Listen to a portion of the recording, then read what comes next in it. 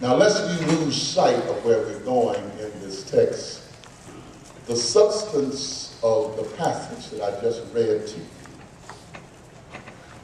is for believers to help us understand the unlimited nature of something called forgiveness. Say forgiveness. Forgiveness.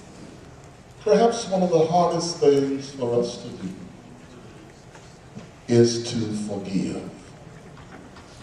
And it's particularly difficult to forgive when the person who has offended you is close to you. Forgiveness. In Jesus' effort to explain the challenges that his disciples would go through once they got out on their own, he gave them a reality check so that they could understand fully and completely what was required of them if they were going to carry themselves as disciples of Christ. We need to understand today what is required of us if we're going to wear the banner of Christians.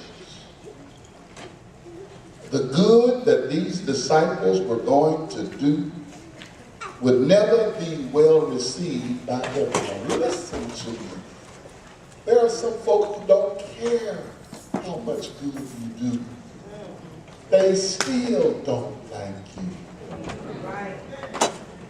It doesn't make any difference how much of a good effort you put forth to help someone. There are people who simply cannot appreciate your doing good. These disciples were going to be ridiculed because they appeared to have the spirit of greatness that came with being part of the kingdom. And there are people who don't like you, who don't understand you, who care less about you, simply because you carry the name Christian. Folk who cannot stand to see you walking upright, cannot appreciate your being steadfast and unmovable, and they cannot stand to hear you proclaim and declare that you have faith in God. They may not say anything, but they're quick to tell you it don't take all that. But you know, I find it takes all of that for me. Because I found out over the years, these few years I've been in this life, that if you allow a blessing, you can allow a blessing to go stale. In other words, God can do something for you, and once it's done and you start feeling better, start doing better, start getting more, you forget where it came from. But if you can get into your mind that you didn't get here on your own, and that you won't make it on your own, that you need him to carry you through life's turbulent circumstances, once you start thanking God for his goodness, his grace, his mercy, folk are not going to like you because you keep giving God the credit. But I come to tell somebody, it's all to him I owe. The enemy would reject their teachings. The enemy was going to demean them in front of their believers and their friends. And in every case, they were going to suffer persecutions because of their connection with Jesus. They would be hated and despised. They would be beaten and imprisoned. They would be mocked and ridiculed because of the calling on their life. This is the question that Peter asked. Peter is one of those disciples who, if he had something on his mind, it came out of his mouth right then and there. If you read the story of Peter, you'll see it over and over again. He was the one that came out of the boat, going to walk on the water. Everybody else stayed in the boat. He was the one when Jesus was taken up there to be arrested. He was the one that took out the sword and began to cut off Malchus' ear. Now we have Peter asking the question. So now, Master, if somebody has offended us and continue to offend us, How many times do we have to stand being offended before we do something about it? In other words, he was saying, how much of this do we have to take? One of the guidelines we had for participating in the civil rights movement during the 50s and 60s was nonviolence. We were not supposed to resist when anybody came up against us, attacking us physically. We were supposed to sit there and resist it nonviolently. And if they hit you on the head, you sat there. You turn your head another direction so they can hit you in that direction. If they spit on you, psychologically, spitting on somebody is hard to take.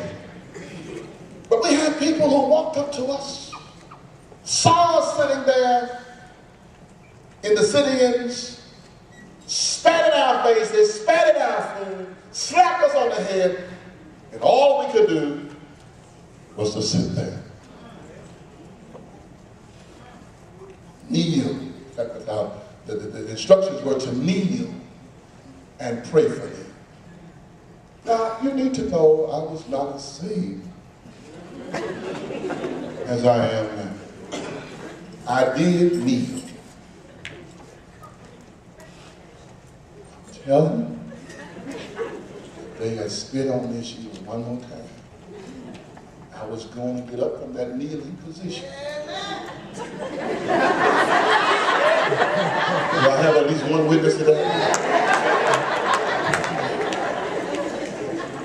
But somehow or another, God had it fixed so that they knew when to stop. In 1957, on June the 4th, Dr. Martin Luther King said the following. I'm going to read it to you. We had to make it clear that nonviolent resistance is not a method of cowardice. It does resist.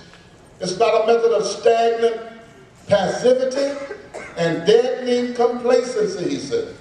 The nonviolent resistor is just as opposed to the evil that he is standing against as the violent resistor, but he resists without violence.